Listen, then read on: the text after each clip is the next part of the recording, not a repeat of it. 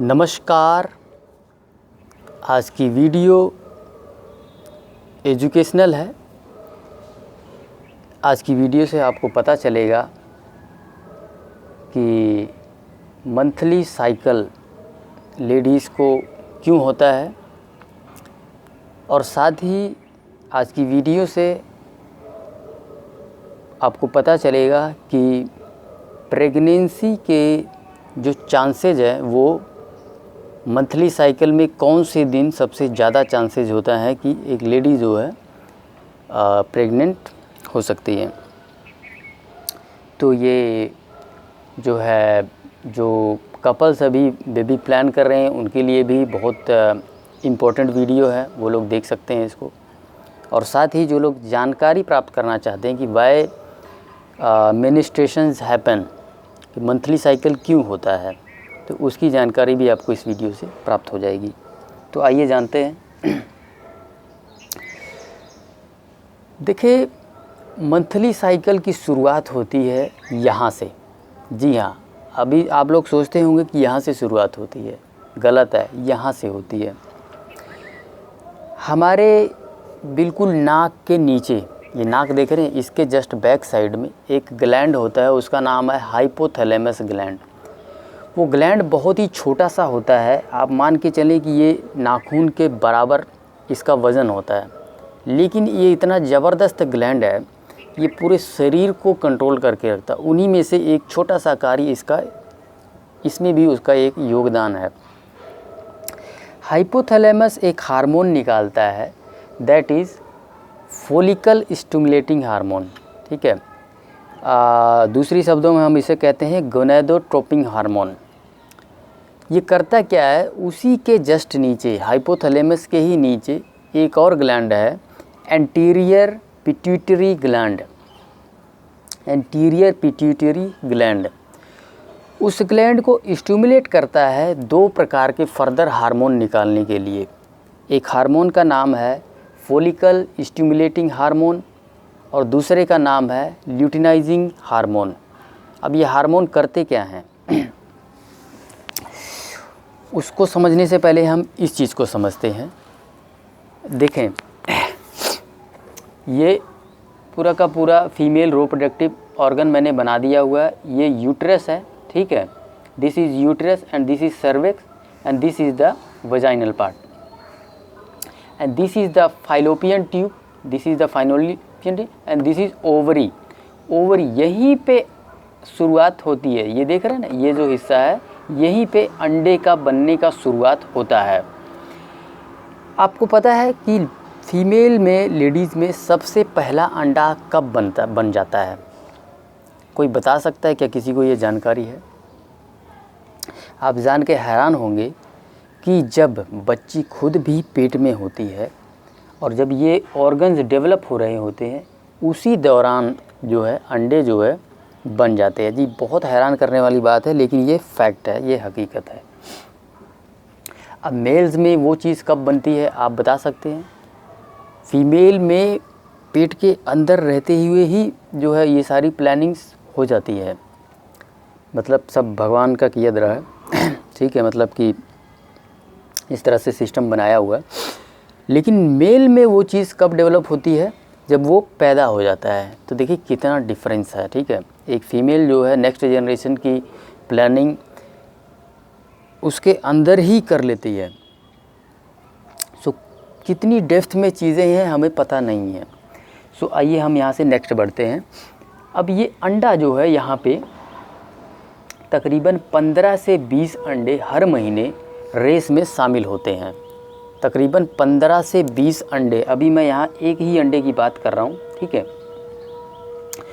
ये अंडा primordial follicle stage में है। ठीक है, ये जो पहला अंडा है, और ये उसके बाद प्राइमरी फॉलिकल स्टेज में आ जाता है जब साइकिल शुरू होता है। ठीक है, प्राइमरी फॉलिकल स्टेज में आ जाता है। यहाँ तक तो ये बेबी में बचपन से ही होता है। आप समझ रहे, जब वो मदर के पेट में रहती है वो तभी ये वाला हिस्सा तभी हो जाता है, राइट। इसके बाद जो है आगे नहीं बढ़ पाता। इसको आगे बढ़ाने के लिए 2 प्रकार के हार्मोन की आवश्यकता होती है, जो मैंने अभी बताया कि हाइपोथैलेमस और पिट्यूटरी ग्लैंड जो है निकालते हैं। जब तक वो हार्मोन निकलेगा नहीं तब तक ये साइकिल आगे बढ़ेगा नहीं। ये अंडा है, आप समझ रहे, ये एग है, ये अंडा है। अब एक बहुत ही इंटरेस्टिंग बात है, आप देखते होंगे कि हमारे यहाँ पे भारत में जो लेडीज़ हैं 12-13 साल की उम्र मेनिस्ट्रेट करती हैं, लेकिन उसी के अपोजिट अमेरिका में आप चले जाओ भाई साहब, तो 6-6, 7-7 साल की बच्चियाँ भी मेनिस्ट्रेट कर रही हैं। वेरी बैड, बहुत ही बुरी बात है। जनरली ये पहले 15-16 साल हुआ करता था, अभी हमारे देश में भी थोड़ा सा रेड्यूस हो गया है। इसका एज जो है तकरीबन 11-12 साल आ चुका है। इसका कारण क्या है, रेडिक्शन का कारण क्या है, और यूएस में बहुत जल्दी क्यों मेनिस्ट्रेट्स करने लग जाती हैं बच्चियाँ? उसका रीज़न है बाबू हार्मोन। जो हार्मोन की मैं बात कर रहा हूँ ना, और सभी चीज़ों में हार्मोन दबा दबा के भरा हुआ है। दूध में हार्मोन है, ठीक है, आपके मीट, मछली, अंडा में हार्मोन है, जितना भी एनिमल प्रोडक्ट आता है ना, सबके अंदर हार्मोन होता है। वही रीज़न है कि जो लेडीज़ होती है, बच्चियाँ जो होती है, वो अर्ली एज में ही मेनिस्ट्रेट करना शुरू कर जाती है, क्योंकि उनका हार्मोन इम्बैलेंस हो जाता है। बिना हार्मोन के ये आगे बढ़ेगा ही नहीं, और हार्मोन तभी निकलेगा जब भगवान ने उसकी डेट तय की है। डेट कब तय की है? जब एक बच्ची 15-16 साल की हो जाएगी तभी निकलेगा, 12-13 साल की हो जाएगी तभी निकलेगा। ये भगवान ने तय किया हुआ है। लेकिन इंसानों ने क्या कर दिया हुआ है, वो अपना ही हार्मोन बना बना के दे रहे हैं, ठीक है। अनजाने में लोग खा रहे हैं। वो हार्मोन कहाँ से आ रहा है? मीट, मछली, अंडा, इन सब चीज़ों से आ रहा है। तो हार्मोन तो पहले ही मिल जा रहा है ना, अर्ली एज में ही मिल जा रहा, 6 साल में ही मिल जा रहा हार्मोन। तो 6 साल में ही ये आगे स्टेज बढ़ना शुरू हो जाता है, और बढ़ के फिर वो जो है अपना पीरियड शुरू हो जाता है 6 साल की उम्र में ही। ज़्यादा व्यापार करने के चक्कर में सभी जानवरों को हार्मोन दिया जाता है, ताकि जल्दी जल्दी बच्चे पैदा करें, जल्दी जल्दी दूध दे, जल्दी जल्दी मीट तैयार हो। इस प्रकार से वो हार्मोन जो उनको दिया जाता है, जब हम लोग खाते हैं तो हमारे शरीर में आ जाता है, और इस प्रकार के फिर इम्बैलेंसेस कर देता है। अर्ली एज में मेनिस्ट्रेशन शुरू हो जाता है। चलिए अब हम आते हैं अपने असली टॉपिक पे। तो ये तो लेडीज़ में ऑलरेडी हो चुका होता है, ठीक है। अभी 3rd स्टेज में तभी होगा जाएगी ये this is primordial, this is one is primary and this is secondary. Secondary में तभी जाएगा जब वहाँ से हार्मोन निकल गया। अब हार्मोन आ गया, कौन सा हार्मोन आया? Follicle stimulating hormone. Follicle stimulating hormone जब निकलता है तो यहाँ पे कुछ सेल्स डेवलप हो जाते हैं। इस अंडे के, ये अंडा है, इसके अगल बगल में कुछ सेल्स डेवलप हो जाते हैं। इस सेल का नाम है दिस इज़ कॉल्ड, ये वाला जो बाहर वाला है, this is called theca cell and this is called a granulosa cell. This one is granulosa and this one is theca cells. अब इसके बाद जो है, जो चौथे स्टेज में ये अंडा जो है प्रवेश करता है, और यहाँ पे एक थिक लेयर बना लेता है। ये देख रहे हैं ना, जो ब्लैक ब्लैक का लेयर है, ये थिक लेयर बना लेता है। ये थिक लेयर, इस थिक लेयर को बोला जाता है जोना पेलुसोडा, जोना पेलुसिडा। ये जो थिक लेयर है, ठीक है, ये लेयर इसलिए बनता है ताकि अंडे को मजबूती मिलती रहे, ठीक है, मजबूत रहे। और बाकी के ये 2 प्रकार के सेल, ठीक है, जोना ग्रेनुलोजा और ये थीका सेल्स, ठीक है, इनका बहुत इंपॉर्टेंट है। आगे मैं आपको बताऊंगा कि ये बहुत ज़्यादा इंपॉर्टेंट है, ठीक है, इसीलिए मैं इसको डिस्कस कर रहा हूँ, इस पार्ट को। देखें, एक चीज़ होता है न केवल हमारे समाज में बल्कि इंटरनल लेवल पे भी होता है। आप जान के हैरान हो जाएंगे कि 15 से 20 अंडे अपना रेस शुरू करते हैं, 15 से 20 अंडे, ठीक है, और वहाँ से हार्मोन निकल रहा है और इनको ताकत दे रहा है, ठीक है भाई। प्राइमरी से सेकेंडरी में ले जा रहा है, ठीक है, प्राइमोडियल, और ये प्राइमोडियल, ये दिस इज़ प्राइमरी, प्राइमरी से सेकेंडरी में ले जा रहा है वो हार्मोन, और सेकेंडरी से ग्रेफियन फॉलिकल स्टेज में ले जा रहा है। होता क्या है कि यहाँ पे ना हार्मोन निकलना बंद हो जाता है। हाइपोथैलेमस और पिट्यूटरी से जो हार्मोन निकलता है ना, वो हार्मोन निकलना ऑटोमेटिकली बंद हो जाता है कुछ टाइम के लिए। उस दौरान जो बाकी के 14 जो सेल्स होते हैं, अंडे होते हैं, वो वहीं पे डेड हो जाते हैं, मर जाते हैं। इसके कहने का मतलब ये है कि जो सबसे स्ट्रॉन्ग अंडा होता है वही आगे निकल पाता है और बाकी के बाकी सारे मर जाते हैं।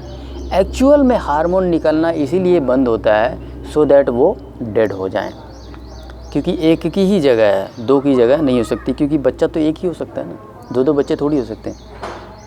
हाँ, कई बार दो अंडे भी जीवित रह जाते हैं, दो स्ट्रॉन्ग अंडे होते हैं, तो कई लोगों को दो बच्चे भी हो जाते हैं। सो इस प्रकार से जो है अब क्या है कि ये अकेला बचा हुआ है, ठीक है, और अकेला ही आगे जाएगा।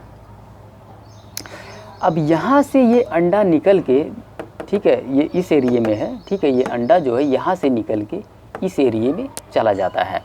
यहाँ पे इस एरिया में आने के बाद बाकी का जो इसका जो ये पार्ट होता है, ये वाला हिस्सा, ठीक है, ये यहीं पे एज इट इज़ रहता है, यहीं पे एज इट इज़ ये बना रहता है। इसका ना बहुत इम्पोर्टेंट काम है, वो मैं आपको बताता हूँ। यहाँ से जो है कुछ हार्मोन्स निकलते हैं, बनाता कौन है, ये वाले जो थीका सेल्स हैं ना, ये एक हार्मोन बनाते हैं which we call androgen hormone. जी हाँ, ये एक मेल हार्मोन है। आप लोग सोच रहे होंगे कि male hormone female reproductive system में क्या कर रहा है। जी बाबू, बिल्कुल मेल हार्मोन है, लेकिन इसको कन्वर्ट कर दिया जाता है। कन्वर्ट करने का काम कौन करता है?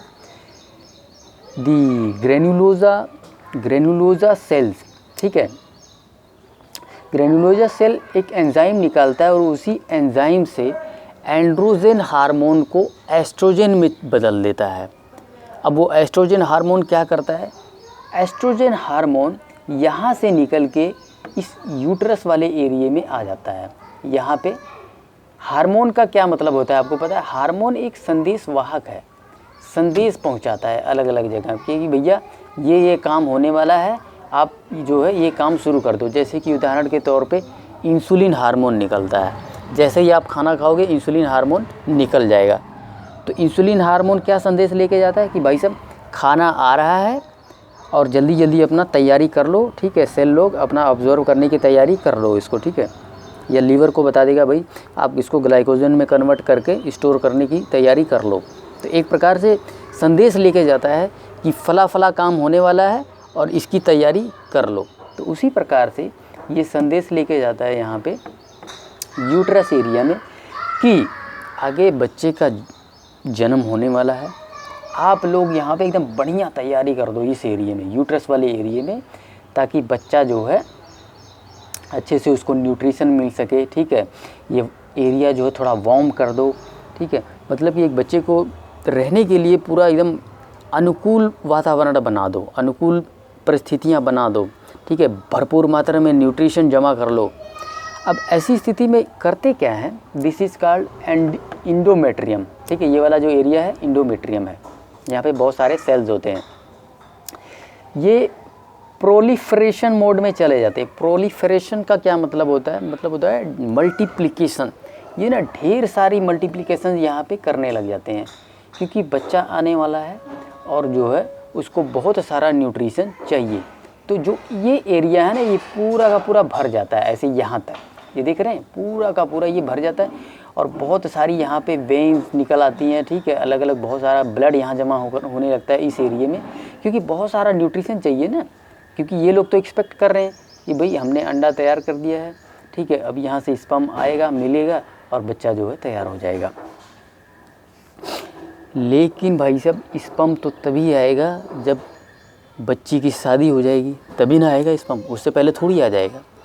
अब कोई बच्ची मान लो वो 13 साल की उम्र में मेनिस्ट्रेट कर रही है, तो स्पर्म थोड़ी आ जाएगा अभी, स्पर्म तो शादी के बाद ही आएगा। तो होता क्या है, अब इन सब ने तो तैयारी कर लिया है, भगवान ने तो पूरा सिस्टम बना दिया हुआ भाई साहब, ठीक है, ये पूरा साइकिल चलता रहता है। अब होता क्या है, ये अंडा यहाँ बैठ के स्पर्म का इंतज़ार कर रही है, ठीक है, ये अंडा जो यहाँ पे स्पर्म का वेट कर रही है। स्पर्म तो आएगा नहीं, ओबवियस सी बात है, स्पर्म तो तभी आएगा जब शादी हो जाएगी।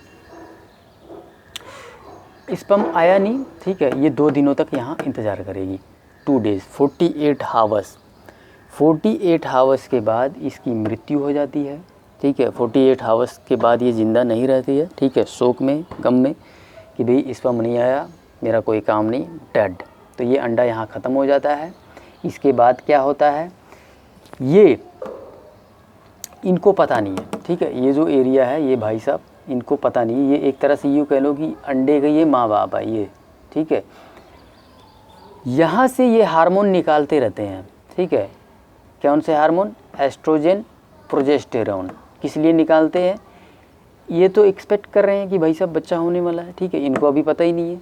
अगले ये 12-14 दिन तक हार्मोन निकालते रहते हैं, ठीक है, कि नहीं नहीं तुम तैयारी करके रखो, तुम तैयारी करके रखो। यहाँ तो अंडा तो मर चुकी है, ठीक है। तो यहाँ से ये तैयारी करके पूरा रखते हैं अगले 12-14 दिन बाद। लेकिन यहाँ से जब कोई संदेश नहीं जाता है इसके पास, तो ये फिर काम करना बंद कर देता है। ये समझ जाता है कि भाई साहब जो मैंने अंडा भेजा था वो जो है आगे प्रोसेस नहीं हुआ है, स्पर्म नहीं मिला उसको। तो फिर ये धीरे धीरे डीजेनरेट होना शुरू कर देता है और ये भी डेड हो जाता है। अब ऐसे में जब यहाँ से हार्मोन नहीं जाता है, अब जो इस एरिया ने जो तैयारी कर रखा था, ठीक है, ये देख रहे हैं ना, यूट्रस ने जो तैयारी कर रखा था, इंडोमेट्रियम सेल्स ने, इसमें मोटी मोटी ब्लड सेल्स आ जाती हैं, ठीक है, ये डीजेनरेट होना शुरू हो जाते हैं। ये पूरा का पूरा, जिसको हम दूसरी भाषा में कहते हैं, व्हाट वी कॉल्ड इट, चलो डीजेनरेट होना ये शुरू हो जाते हैं। इसके बाद ब्लड वेसल्स, कैपिलरीज सिकुड़ना शुरू हो जाती है और यहाँ से जो है ब्लड निकलना शुरू हो जाता है।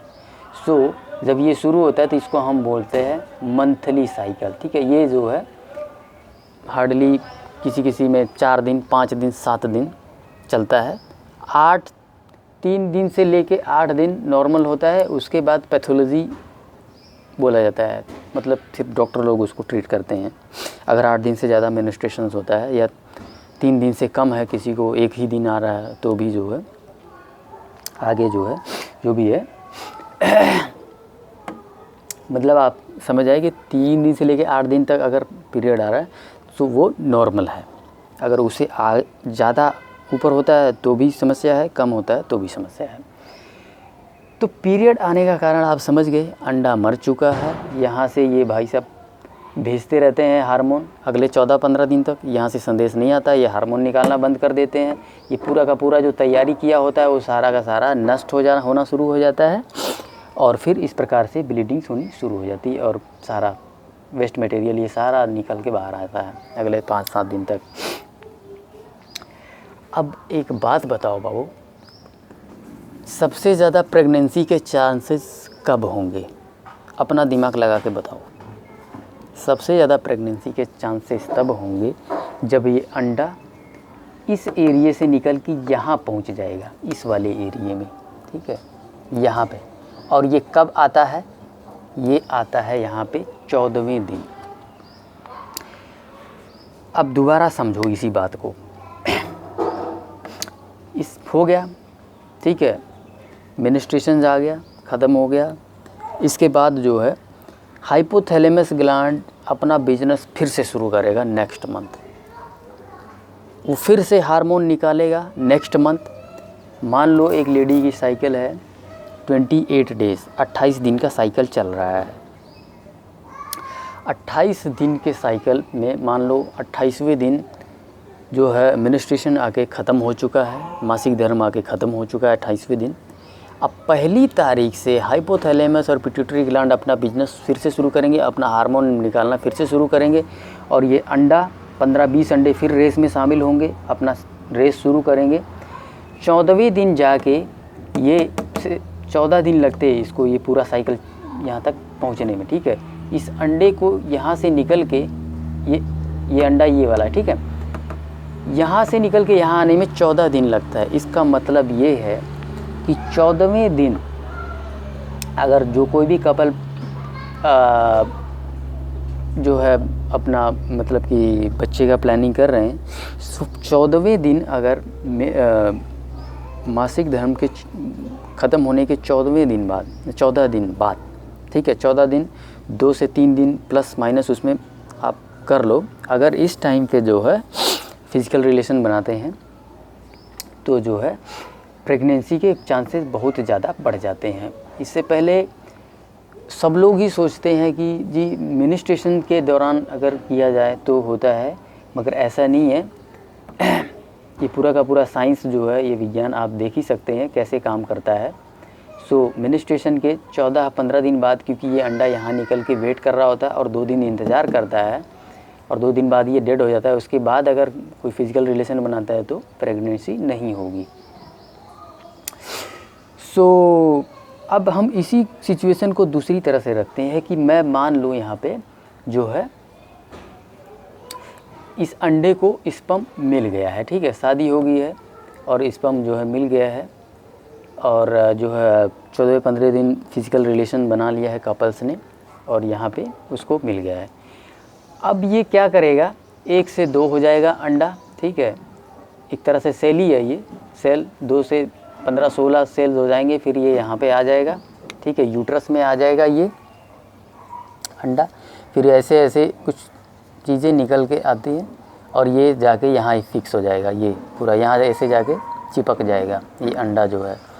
और फिर ये जो है इसके जो माई बाप थे यहाँ पे, ठीक है, इस अंडे का, ये 14-15 दिन बाद मरेंगे नहीं। अब इसको एक ये मैसेज भेज देता है, ये बच्चा जो है यहाँ पे धीरे धीरे बच्चा तैयार होना, ये बच्चा मैसेज भेज देता है इसको कि आप जो है निराश मत हो, आप अपनी हार्मोन निकालना बंद नहीं करेंगे, ठीक है, अगले 2-3 महीने तक ये हार्मोन निकालते रहते हैं, ठीक है।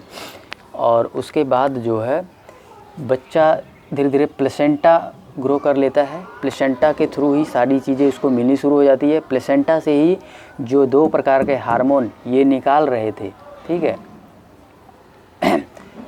कौन से हार्मोन, एस्ट्रोजन और प्रोजेस्टेरोन, वो हार्मोन 3-4 महीने बाद प्लेसेंटा खुद निकालना शुरू कर देता है। तो इनका काम यहीं पे ख़त्म हो जाता है 3-4 महीने बाद, और फिर हार्मोन निकलता रहता है अगले 9 महीने तक, जब तक बच्चा की डिलीवरी नहीं हो जाती।